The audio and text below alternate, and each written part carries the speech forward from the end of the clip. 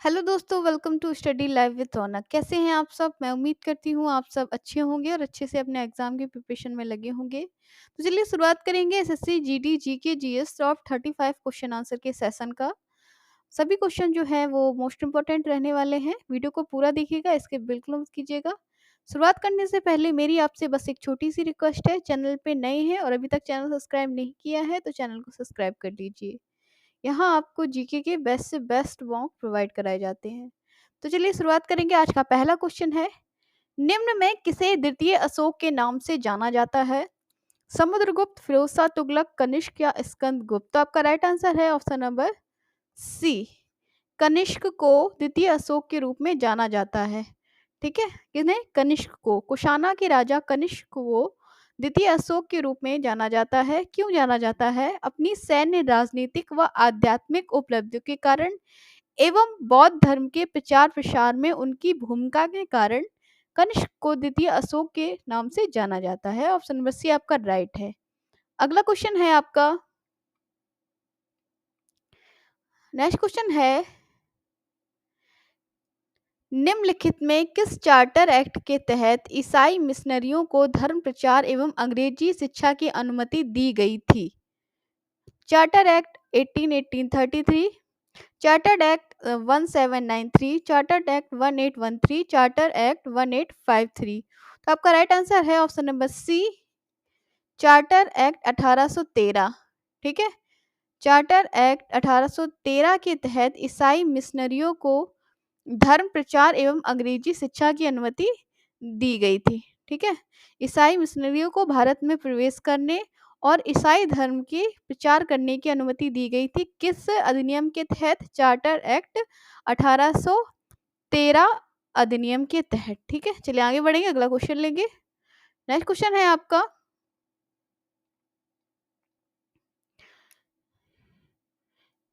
कोणार्क मंदिर का निर्माण किसके शासन काल में हुआ था?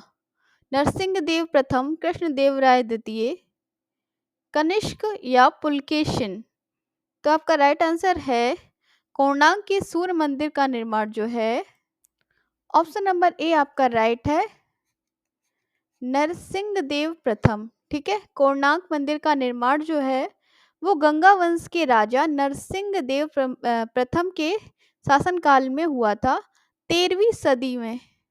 कब बनवाया था? 13वीं सदी में नरसिंह देव प्रथम के द्वारा कोणार्क मंदिर का निर्माण करवाया गया था। यह मंदिर 24 पहियों पर टिका है, जिसको बहुत ही खूबसूरती से तराशा गया है। आगे बढ़ेंगे, अगला क्वेश्चन लेंगे। नेक्स्ट क्वेश्चन है आपका, 20 सितंबर 1932 को महात्मा गांधी ने यरवदा जेल में आमरण अनशन प्रारंभ किया।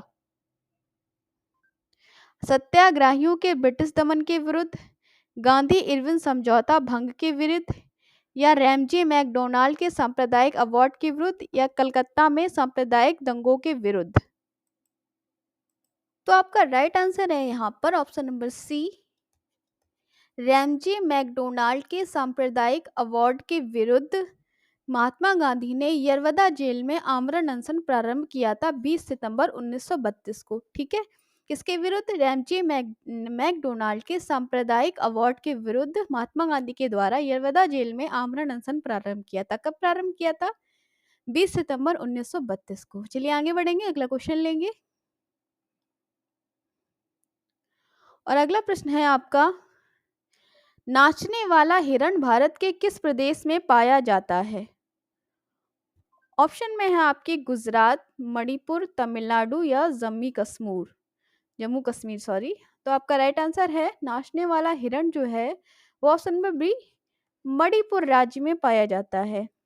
इसे डांसिंग डियर, संगाई हिरण के नाम से भी जाने जाते हैं। ठीक है, किस नाम से जाना जाता है ये? संगाई हिरण, डांसिंग डियर या संगाई हिरण के नाम से भी जाना जाता है, जिसे नाचने वाला हिरण भी कहते हैं। भारत के मणिपुर प्रदेश में मिलता है और ये मणिपुर में लोकटक झील के केइबुल लामजाओ नेशनल पार्क जो है वहां पाया जाता है। कौन सा है? Keibul Keibul Lamjao Keibul Lamjao national park. केवल लाजाओ नेशनल पार्क में पाया जाता है ये। मणिपुर, नाचने वाला हिरण, ठीक है, जिसे संगाई हिरण के नाम से भी जाना जाता है। चलिए आगे बढ़ेंगे, अगला क्वेश्चन लेंगे। नेक्स्ट क्वेश्चन है आपका, नाक से रुधिर का बहना कहलाता है हीमोरेज, हीमोफेलिया, हीमोस्टेटिस या एपिटेक्स। तो आपका राइट आंसर है, नाक का जो खून बहता है नाक से, जिसे नक्सीर भी बोलते हैं, वो कहलाता है आपका एपिटेक्टिक्स, ठीक है। ऑप्शन नंबर डी आपका राइट है, एपिटेक्सिक्स।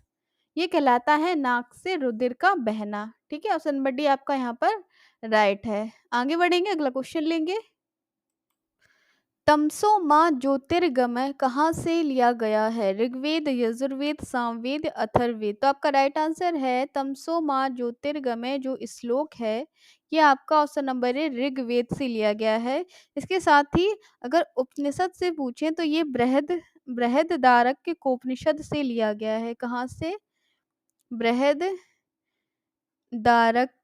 उपनिषद से लिया गया है, ठीक है।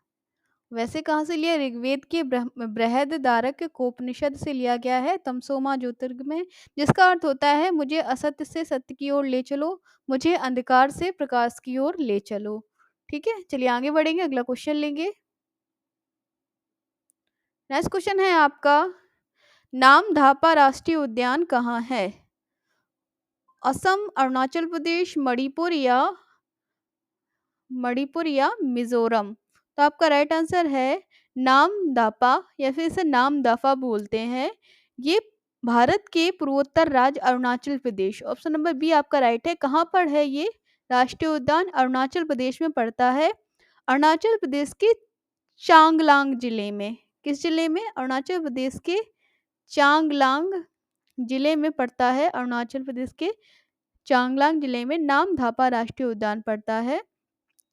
चलिए आगे बढ़ेंगे, अगला क्वेश्चन लेंगे। नेक्स्ट क्वेश्चन है आपका, किस मुगल बादशाह ने जजिया नामक कर पुनः लगाया था?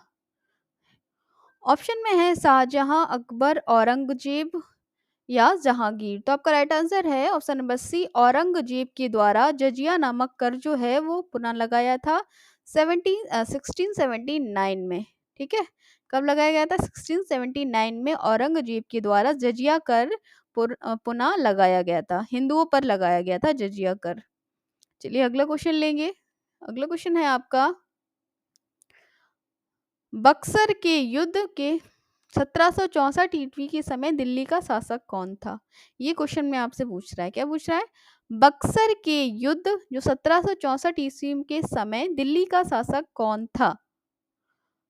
औरंगजेब, बहादुर शाह जफर, शाह आलम द्वितीय या शाह आलम प्रथम। तो आपका राइट आंसर है, बक्सर के युद्ध के समय दिल्ली का जो शासक था वो था मोहम्मद मुगल बादशाह शाह आलम द्वितीय। ऑप्शन नंबर डी आपका राइट है, मुगल बादशाह शाह आलम द्वितीय बक्सर के युद्ध 1764 ईस्वी में जो हुआ था उस समय दिल्ली का शासक था, ठीक है। चलिए आगे बढ़ेंगे, अगला क्वेश्चन लेंगे। और अगला क्वेश्चन है, 1 नवंबर 1858 को महारानी विक्टोरिया का घोषणा पत्र इलाहाबाद में पढ़कर किसने सुनाया था?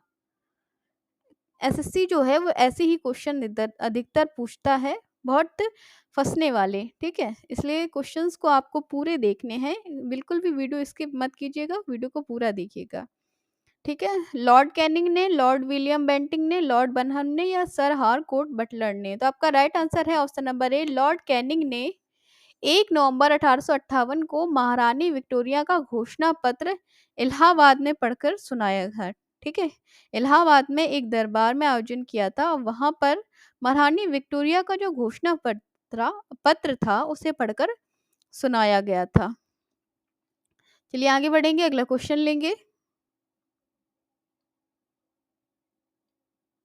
नेक्स्ट क्वेश्चन है आपका, वनस्पति जगत में निम्न में से किसको उभयचर कहते हैं? शैवाल, फंगस, टेरिडोफाइटा या ब्रायोफाइट्स। तो आपका राइट आंसर है ऑप्शन नंबर डी, ब्रायोफाइटा को वनस्पति जगत में उभयचर बोला जाता है। और उभयचर होते क्या चीज़ हैं, तो आपको बता दें, जो थल और जल दोनों में निवास करते हैं वो क्या कहलाते हैं, उभयचर कहलाते हैं। जिन ब्रायोफोर्ट्स को पौधे जगत का उभयचर कहते हैं। क्यों कहते हैं? भले ये वनस्पति मिट्टी में रहती है लेकिन उन्हें लैंगिक प्रजनन के लिए पानी की आवश्यकता होती है, इसीलिए ब्रायोफाइटा जो है वो उभयचर वर्ग में आता है। ठीक है, ब्रायोफाइटा जो है, इस टाइप के जो पौधे होते हैं वो पौधे जगत के उभयचर कहलाते हैं, क्योंकि भले ये वनस्पति मिट्टी में रहती हो लेकिन उन्हें लैंगिक प्रजनन के लिए पानी की आवश्यकता पड़ती है, इसीलिए ब्रायोफाइटा उभयचर होता है। ठीक है, चलिए आगे बढ़ेंगे, अगला क्वेश्चन लेंगे।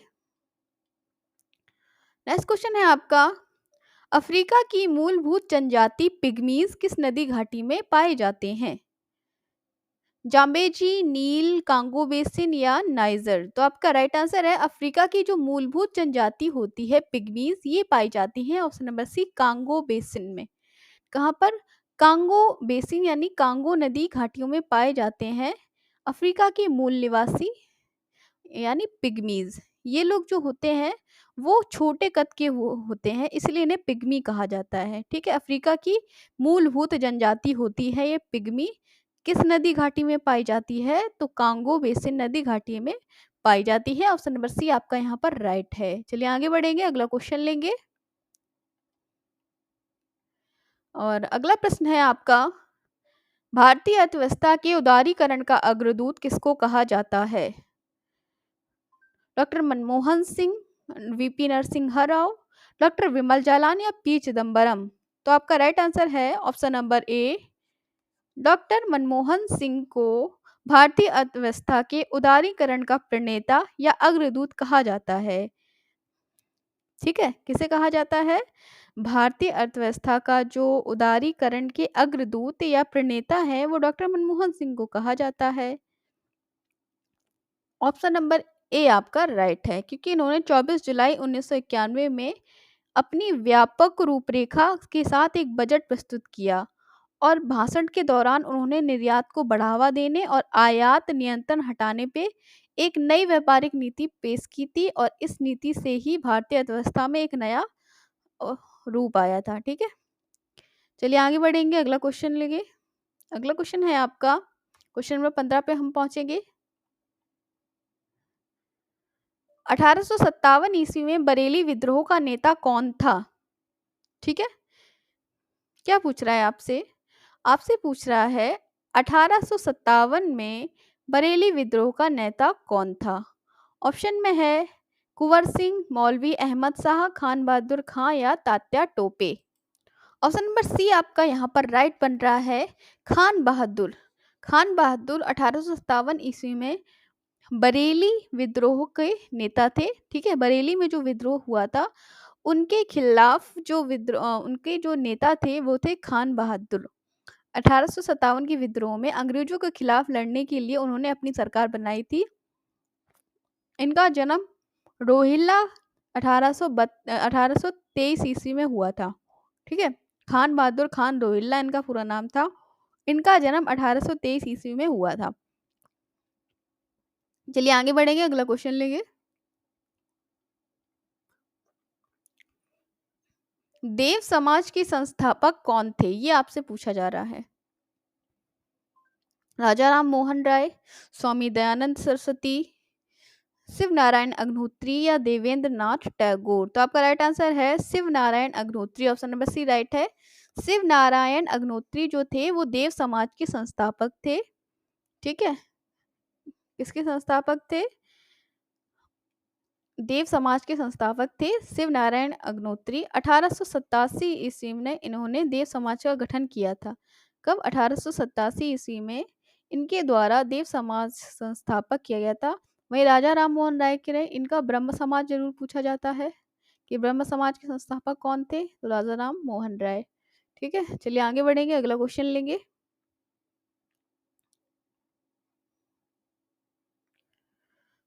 नेक्स्ट क्वेश्चन है आपका, मौसम संबंधी घटनाएं किस मंडल में होती हैं?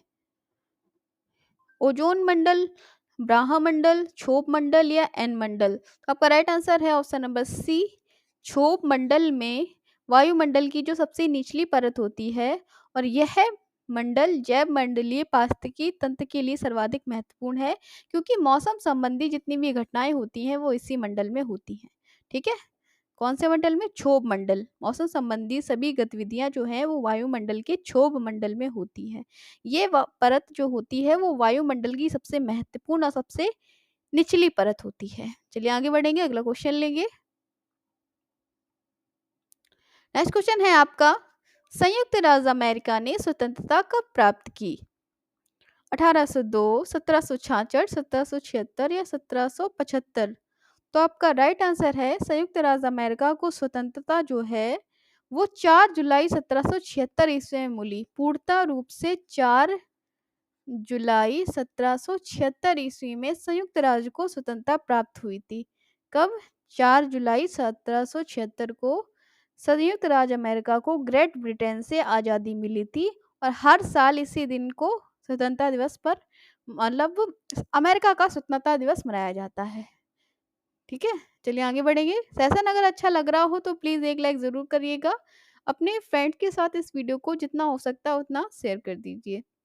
अगला क्वेश्चन है आपका, 2024 के ओलंपिक खेलों की मेजबानी निम्नलिखित में किस देश के द्वारा की जाएगी? ऑस्ट्रेलिया, फ्रांस, न्यूजीलैंड या जापान? तो आपका राइट आंसर है ऑप्शन नंबर बी, फ्रांस के द्वारा। फ्रांस के पेरिस में 2024 के ओलंपिक खेलों की मेजबानी की जाएगी। ठीक है, फ्रांस के पेरिस में ओलंपिक 2024 के ग्रीष्मकालीन खेलों की आयोजन जो है वो किया जाएगा। किसके द्वारा? फ्रांस के पेरिस के द्वारा। चलिए आगे बढ़ेंगे, अगला क्वेश्चन लेंगे। नेक्स्ट क्वेश्चन है, मांसपेशियों का अध्ययन किसके अंतर्गत किया जाता है? माइकोलॉजी, मायोलॉजी, नेफ्रोलॉजी या मेस्टोलॉजी? तो आपका राइट आंसर है, मांसपेशियों का जो अध्ययन है वो क्या कहलाता है, ये आपसे पूछा जा रहा है। तो आपका राइट आंसर है ऑप्शन नंबर बी, मायोलॉजी। मांसपेशियों का अध्ययन जो है वो मायोलॉजी के अंतर्गत किया जाता है। क्या राइट आंसर है? Option number B, myology. इसे पेशी विज्ञान या मांसपेशियों का अध्ययन भी कहते हैं, जिसमें मांसपेशियों और उनकी शारीरिक संरचनाओं, तंतुओं के प्रकार, विशिष्ट कार्य और विभिन्न मांसपेशियों समूह के बीच के संबंध का अध्ययन करना होता है। आगे बढ़ेंगे, अगला क्वेश्चन लेंगे। ये पुस्तक से संबंधित एक प्रश्न है। बंदी जीवन पुस्तक के लेखक कौन थे? दीनबंधु मित्र, राम प्रसाद बिस्मिल, हर्षचंद्रकार या सचिंद्र नाथ सान्याल? तो आपका राइट आंसर है, बंदी जीवन पुस्तक जो है वो option number D, Sachindra Nath Sanyal के द्वारा लिखी गई है। किसके द्वारा? सचिंद्र नाथ सान्याल के द्वारा बंदी जीवन पुस्तक नामक लिखी गई है। आगे बढ़ेंगे, अगला क्वेश्चन लेंगे। अगला प्रश्न है, नल सरोवर पक्षी अभ्यारण्य किस राज्य में है? महाराष्ट्र, केरल, कर्नाटक या गुजरात? तो आपका राइट आंसर है ऑप्शन नंबर डी, नल सरोवर या नाल सरोवर पक्षी अभ्यारण्य जो है वो गुजरात राज्य में पड़ता है, और यहाँ लगभग 250 प्रजाति पक्षियों की लगभग 250 प्रजातियों को देखा जा सकता है। कितनी? पक्षियों की लगभग 250 प्रजातियों को देखा जा सकता है यहाँ पर नाल सरोवर पक्षी अभ्यारण्य में, जो कि कहाँ पर है? गुजरात में है। आगे बढ़ेंगे, अगला क्वेश्चन लेंगे। रंगोली कहाँ की लोक कला शैली है? राजस्थान, गुजरात, महाराष्ट्र या उत्तर प्रदेश? ठीक है, क्या पूछ रहे हैं? रंगोली कहाँ की लोक कला शैली है? ऑप्शन है आपके राजस्थान, गुजरात, महाराष्ट्र। तो आपको बता दें, रंगोली जो है वो महाराष्ट्र की है। महाराष्ट्र की लोक कला शैली है प्रसिद्ध। महाराष्ट्र में रंगोली बहुत ही प्रमुख तरीके से बनाई जाती है, बहुत ही अच्छी तरीके से बनाई जाती है। ऑप्शन नंबर सी आपका राइट है। आपको मुझे कमेंट में उत्तर प्रदेश की एक लोक कला शैली बतानी है। ठीक है, उत्तर प्रदेश की लोक कला शैली आपको मुझे कमेंट में बतानी है। जिसको भी पता है वो मुझे कमेंट जरूर करिएगा, उत्तर प्रदेश की लोक कला शैली कौन सी है। अगला क्वेश्चन है आपका, क्या पूछा जा रहा है? विश्व में सर्वप्रथम शीशे का प्रयोग किस सभ्यता में हुआ था? ऑप्शन में है हम्मुराबी सभ्यता, मेसोपोटामिया की सभ्यता, सिंधु घाटी की सभ्यता या मिस्र की सभ्यता? तो शीशे का प्रयोग जो सर्वप्रथम है वो हुआ था मेसोपोटामिया की सभ्यता में। ऑप्शन नंबर बी आपका राइट है। ठीक है, विश्व में सर्वप्रथम शीशे का प्रयोग जो है वो मेसोपोटामिया की सभ्यता में हुआ था। चलिए आगे बढ़ेंगे, अगला क्वेश्चन लेंगे। नेक्स्ट क्वेश्चन है आपका, विश्व पर्यावरण संरक्षण दिवस कब मनाया जाता है? क्या क्वेश्चन पूछ रहा है? विश्व विश्व पर्यावरण संरक्षण दिवस कब मनाया जाता है? 10 नवंबर, 15 नवंबर, 26 नवंबर या 10 दिसंबर? तो आपका राइट आंसर है विश्व पर्यावरण संरक्षण दिवस जो है, ऑप्शन नंबर सी आपका यहाँ पर राइट है। 26 नवंबर को विश्व पर्यावरण संरक्षण दिवस मनाया जाता है। ठीक है, कब मनाया जाता है? 26 नवंबर को विश्व पर्यावरण संरक्षण दिवस मनाया जाता है। चलिए आगे बढ़ेंगे, अगला क्वेश्चन लेंगे। और नेक्स्ट क्वेश्चन है आपका, रक्त समूह की खोज किसने की थी? Hargobind Khurana, Christian Barnard, William Harvey या लैंड स्टीनर? तो आपका राइट आंसर है option number D, Landsteiner के द्वारा रक्त समूह की खोज की गई थी। इसके द्वारा, लैंड स्टीनर के द्वारा। कब की थी इन्होंने? 1901 में। 1901 में लैंड स्टीनर के द्वारा रक्त समूह की खोज की गई थी। ऑप्शन नंबर डी आपका राइट है। आगे बढ़ेंगे, अगला क्वेश्चन लेंगे। और अगला प्रश्न है आपका, गुलामगिरी के लेखक कौन है? निडर सिंह चौधरी, महात्मा गांधी, राजा राम मोहन राय, ज्योतिबा गोविंदराव फुले? तो आपका राइट आंसर है गुलामगिरी के लेखक हैं आपके option number D, Jyotiba Rao Phule. ठीक है, कौन है? ज्योतिबा गोविंद राव फुले जो हैं वो गुलामगिरी के लेखक हैं। चलिए आगे बढ़ेंगे, अगला क्वेश्चन लेंगे। नेक्स्ट क्वेश्चन है आपका, तंजानिया की राजधानी कहाँ है? बुंजल, डोडोमा, डबलिन या ओटावा? तो आपका राइट आंसर है, तंजानिया की राजधानी आपसे पूछ रहे हैं तो ऑप्शन नंबर बी आपका यहाँ पर राइट है, डोडोमा। डोडोमा जो है वो तंजानिया की सरकारी राजधानी है। ठीक है, ऑप्शन नंबर बी आपका यहाँ पर राइट है। आगे बढ़ेंगे, अगला क्वेश्चन लेंगे। बहुत ही जल्दी सॉल्व करेंगे जिससे आपका कम समय में 35 महत्वपूर्ण क्वेश्चन आपके सॉल्व हो सकें। तो भारत के संविधान की उद्देशिका में कितने प्रकार के न्याय व्यवस्था की गई है? 2 प्रकार, 3 प्रकार, 4 प्रकार या 5 प्रकार? आपका राइट आंसर है ऑप्शन नंबर बी, भारतीय संविधान की उद्देशिका में 3 प्रकार के न्याय की व्यवस्था की गई है। कौन कौन से? आर्थिक न्याय, सामाजिक न्याय और राजनीतिक न्याय। ठीक है, 3 प्रकार की न्याय की व्यवस्था जो है वो भारतीय संविधान की उद्देशिका में की गई है, आर्थिक, सामाजिक और राजनीतिक न्याय। अगला क्वेश्चन है, अब हम क्वेश्चन नंबर 30 पे पहुंच गए हैं। जल्दी से चैनल को सब्सक्राइब कर लीजिए और वीडियो को लाइक कर दीजिए। संविधान सभा की प्रारूप समिति का गठन कब हुआ था? ये क्वेश्चन है। 9 दिसंबर 1946, दिसंबर 1946, 29 अगस्त 1947 या 13 दिसंबर 1946? तो आपका राइट आंसर है 29 अगस्त। 29 अगस्त 1947 को संविधान सभा की प्रारूप समिति का गठन किया गया था और डॉक्टर अंबेडकर जी को इनका अध्यक्ष बनाया गया था।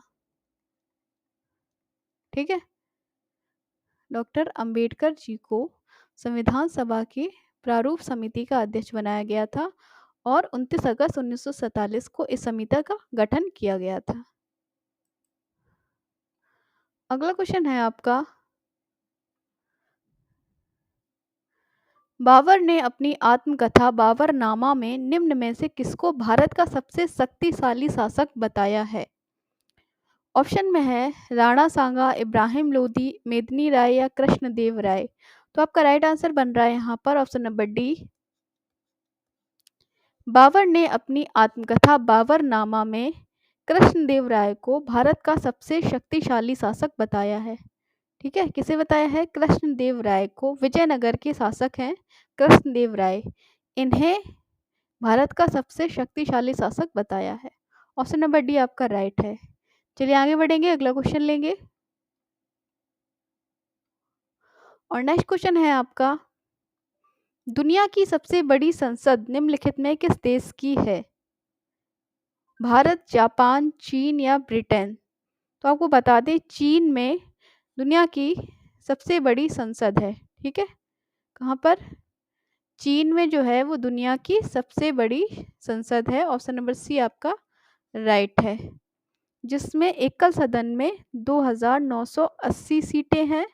वहीं कुल कितनी सीटें हैं? 2,980 सीटें हैं। प्रति देश सांसदों का विश्व औसत जो है वो 245 है। तो चीन जो है वो दुनिया की सबसे बड़ी संसद के रूप में जानी जाती है, जिसमें कुल 2,980 सीटें हैं। और चीन की संसद का नाम नेशनल पीपल्स कांग्रेस है। आगे बढ़ेंगे, अगला क्वेश्चन लेंगे। और अगला प्रश्न है आपका, भारत ने ओलंपिक खेलों में हॉकी का पहला स्वर्ण पदक कब जीता था? ऑप्शन है 1920, 1928, 1932 या 1948। तो आपका राइट आंसर है ऑप्शन नंबर बी, 1928 ईस्वी में भारत ने ओलंपिक खेलों में हॉकी का पहला स्वर्ण पदक जीता गया था। ठीक है, कब? 1928 में भारत ने ओलंपिक खेलों का पहला स्वर्ण पदक हासिल किया था। भारत ने ओलंपिक में 5 मैच खेले थे और कुल 29 गोल दागे थे। ठीक है, 1928 आपका यहाँ पर राइट आंसर है। अगला क्वेश्चन लेंगे। अगला क्वेश्चन है आपका, नेक्स्ट क्वेश्चन है, निम्नलिखित में किस नदी का डेल्टा चिड़िया के पर जैसा है? नील, अमेजन, मिसिसिपी या ब्रह्मपुत्र?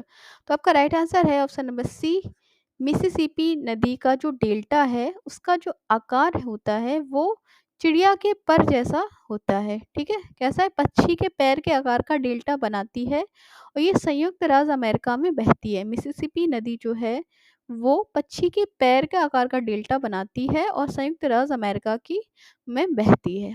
ऑप्शन नंबर सी आपका राइट है। ये लास्ट क्वेश्चन है, 35 क्वेश्चन है आपका। कैस्पियन सागर किन दो देशों के बीच स्थित है? ठीक है, कौन सा? कैस्पियन सागर किन दो देशों के बीच स्थित है? ऑप्शन में है सऊदी अरब और मिस्र, मिस्र और लीबिया, लीबिया और इजराइल, या रूस और ईरान। तो आपका राइट आंसर है कैस्पियन सागर जो है वो ऑप्शन नंबर डी आपका राइट है, रूस और ईरान के बीच है कैस्पियन सागर। ठीक है, रूस और ईरान के मध्य पड़ता है कैस्पियन सागर। कैस्पियन सागर विश्व का सबसे बड़ा अंतर्देशीय जल निकाय है, जिसे प्रायः विश्व की सबसे बड़ी झील या पूर्ण समुद्र के रूप में वर्णित किया जाता है। इसके सीमा वाले देश की बात करें तो इसके सीमा वाले देश रूस, ईरान, अजरबैजान, कजाकिस्तान। ठीक है, ये इसके सीमा वाले देश हैं। तो किसके मध्य बहता है कैस्पियन सागर? किन दो देशों के बीच स्थित है? रूस और ईरान के बीच। तो ये थे आज के 35 इंपॉर्टेंट क्वेश्चंस एसएससी जीडी से रिलेटेड। कुछ इसमें पीवाईक्यू थे, कुछ इसमें न्यू थे। तो अगर आपको सेशन अच्छा लगे तो आप चैनल को सब्सक्राइब कर लीजिए और वीडियो को एक लाइक ज़रूर करिएगा। हम ऐसे ही वीडियो आपके लिए इम्पोर्टेंट जीके के मॉक टेस्ट लाते रहेंगे, जिससे आप अपनी प्रिपरेशन को और अच्छा बेहतर बना सकें। तो देखते रहिए वीडियो। हम मिलेंगे आपसे एक नई वीडियो के साथ। तब तक के लिए नमस्कार, take care and good bye.